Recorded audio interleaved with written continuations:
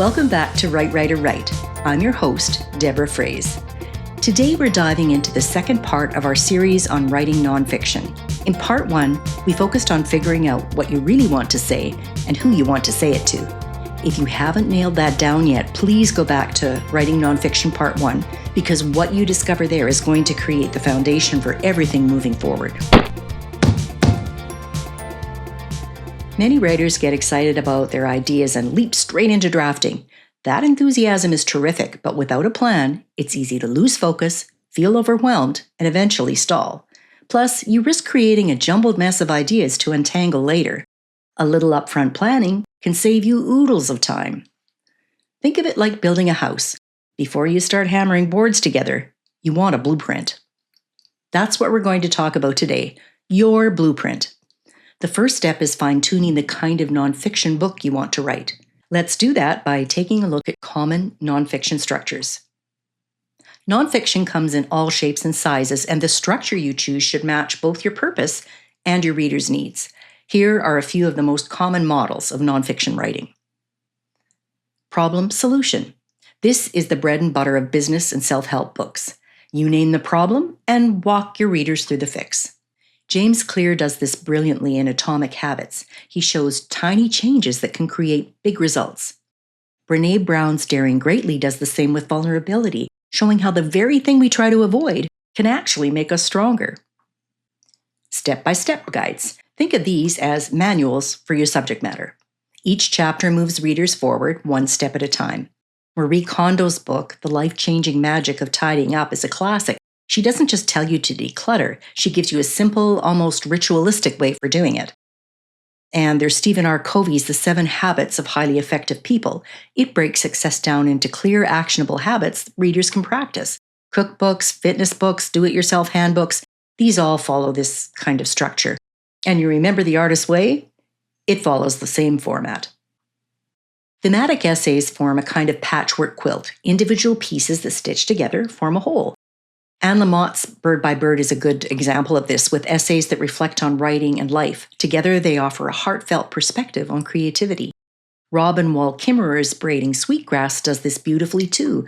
She blends essays on ecology, indigenous wisdom, and science. And each chapter can stand alone, but together they create a powerful meditation on our relationship with the natural world. Teaching through story. Here's where a story and its takeaway unite.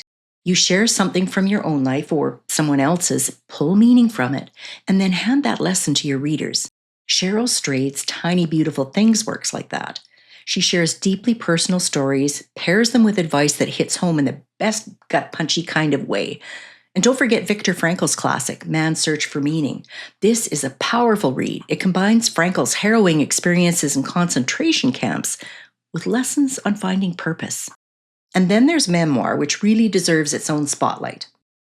Memoir feels similar to a novel with conflict, character arcs, and a resolution. Tara Westover's Educated or Michelle Obama's Becoming are prime examples of this. These books don't just tell you what happened, they pull you into the journey so you can experience it too. Memoir has its own set of tools and challenges, and we'll talk more about that in a future episode. Now, you may wonder about the distinction between teaching through story and memoir.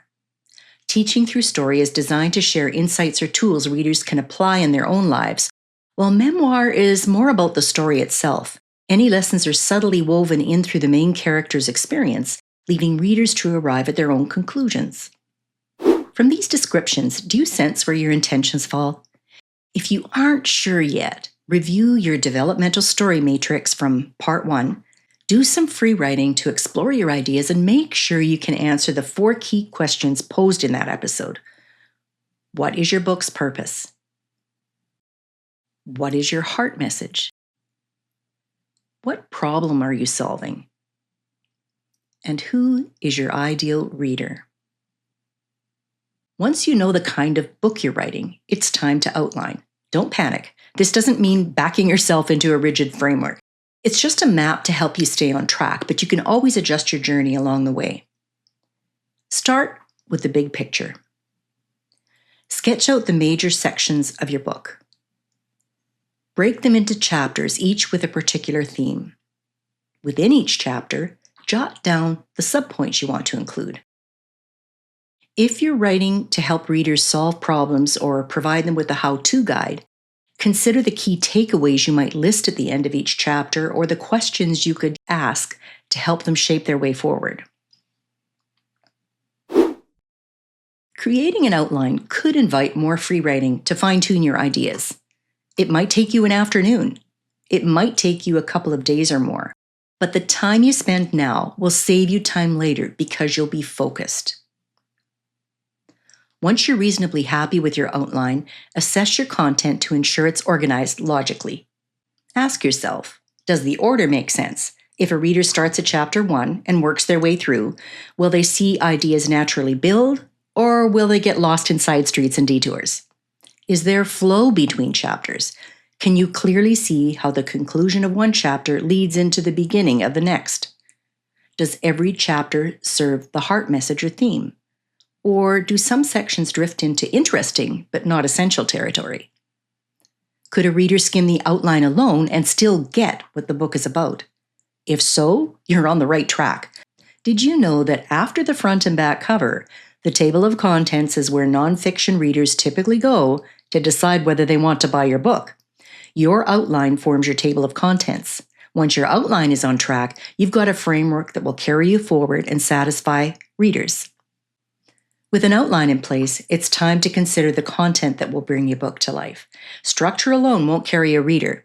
It's the material you weave over that frame that gives your book heart and credibility. Nonfiction typically draws on 3 kinds of support. Number 1, research.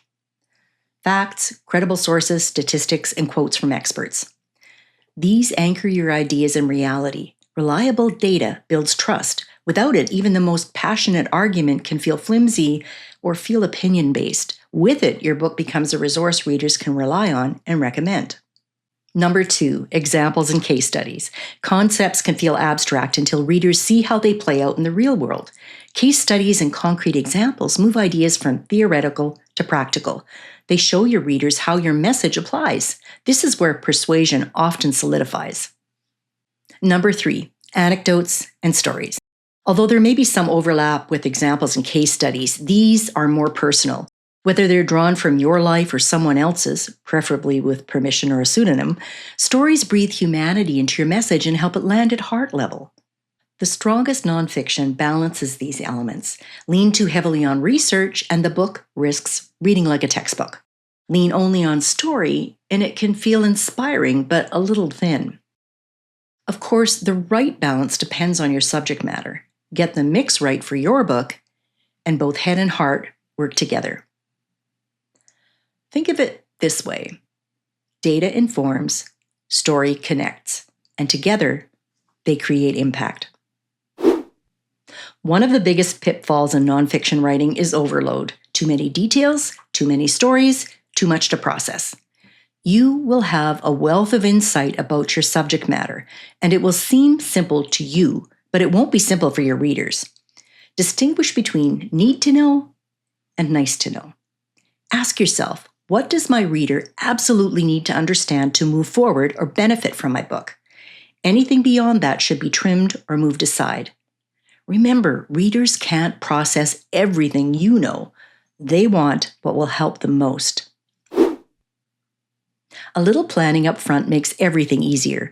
By pinpointing the kind of structure your book needs, sketching an outline, and gathering the right mix of material, you're not boxing yourself in. You're giving yourself direction and plenty of clay to work with.